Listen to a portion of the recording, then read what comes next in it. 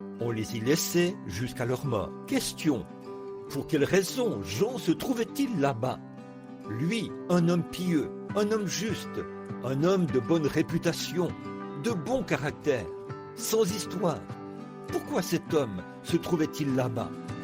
La Bible dit à cause de la parole de Dieu et du témoignage de Jésus-Christ. Bon, nous avons le contexte. L'île de Patmos, dans la mer Égée, à une 50aine de kilomètres au large de la côte, et dont la circonférence était d'une 50aine de kilomètres.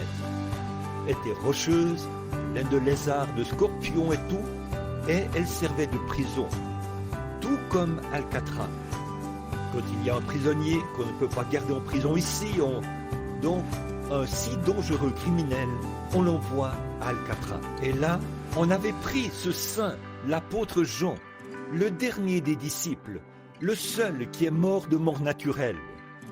Jean, avant sa déportation sur cette île, avait été accusé de sorcellerie et on l'avait fait bouillir dans une cuve de graisse pendant 24 heures sans qu'il subisse de brûlure. Vous n'arriverez pas à faire sortir le Saint-Esprit d'une personne en la faisant bouillir. On l'avait fait bouillir pendant 24 heures dans une cuve de graisse sans que cela lui fasse le moindre mal. On prétendait que l'explication donnée par les Romains à ce sujet, c'est qu'il était un sorcier et qu'il avait ensorcelé la Grèce. Voilà ce que la pensée charnelle peut concevoir. Maintenant, vous voyez, quand on nous traite de liseurs dans la pensée des gens, de diseurs de Bonaventure et de Belzébul, voyez-vous d'où vient ce vieil esprit? Mais vous voyez d'où vient le véritable esprit? Ce sont les âges de l'Église. Vous voyez, 24 heures à cuire dans de la graisse chaude et bouillante, sans que cela lui fasse le moindre mal.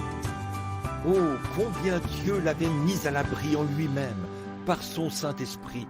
Son travail n'était pas terminé. On l'a laissé dans cette île pendant 2 ans. Comme Dieu l'avait fait isoler là-bas, il a écrit le livre de l'Apocalypse, tel que l'ange du Seigneur le lui avait révélé. Et puis, aussitôt qu'il a fini cela, il est revenu dans le pays et a été le pasteur de l'église d'Éphèse. Puis il est mort et a été enterré à Éphèse. L'apôtre Jean. Oh, quel tableau là! Très bien. L'église était alors sous Jean, ou plutôt subissait de grandes persécutions. Jean écrit au verset 9, « Moi, Jean, votre frère, à la tribula, et qui est part avec vous aux tribulations et au royaume et à la persévérance en Jésus. J'étais dans l'île appelée Patmos, à cause de la parole de Dieu et du témoignage de Jésus. » Autrement dit, il prenait la parole de Dieu et démontrait cela, que c'était la parole de Dieu, et par lui, Christ venait par la suite attester qu'il avait raison. Vous y êtes, la parole de Dieu se manifestait en lui, et cela prouvait qu'il était le serviteur de Dieu. Il ne pouvait donc pas nier cela.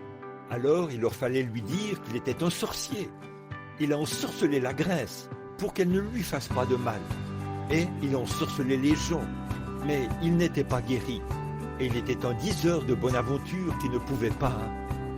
Un genre de personne méchante, un mauvais esprit, un esprit méchant. Et c'est pour cette raison qu'il l'avait déporté là-bas. Il trouvait que c'était dangereux qu'il vive dans la société. Mais il ne faisait qu'exécuter la volonté de Dieu. Et dans toute cette situation, Dieu avait un but. Au vu de toutes les persécutions et des autres choses, il ne pouvait pas se servir de lui parce que les saints venaient. « Oh, frère Jean, qu'allons-nous faire de ceci? Qu'allons-nous faire ?» Jean était un prophète, ça nous le savons. Ainsi donc, puisqu'il posait toutes ces questions, Dieu a donc fait en sorte que l'Empire romain le prenne et l'envoie là-bas, dans cette île. Il a dit, « Bon, viens Jean, je veux te montrer quelque chose qui va arriver. » C'était le dernier des apôtres. Il ne restait plus que Jean pour écrire cela. Donc, ils l'ont envoyé dans l'île de Patmos et l'ont laissé là-bas de 95 à 96 après Jésus-Christ. Puis il a écrit cela et a dit, « Moi, votre frère, qui est part avec vous à la tribulation. » Là, il ne parlait pas de la grande tribulation. Ce n'était pas la grande tribulation. L'Église n'ira pas dans cela. Les Juifs iront dans la grande tribulation, pas l'Église. Donc, ce n'était pas la tribulation, la grande tribulation. Maintenant, le verset 10. Je fus ravi en esprit au jour du Seigneur, et j'entendis derrière moi la voix, le son d'une trompette. Je fus ravi en esprit au jour du Seigneur. Eh bien, vous ne pouvez rien faire de bon, à moins d'entrer premièrement dans l'esprit. Dieu ne peut pas vous utiliser. Vous êtes.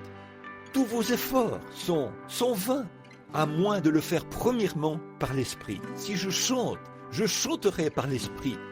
Si je prie, a dit Paul, je prierai par l'esprit. Et s'il y a quoi que ce soit de bon qui doit m'arriver, cela doit m'être révélé par l'esprit et confirmé par la parole, manifesté par les résultats que cela produira. Maintenant,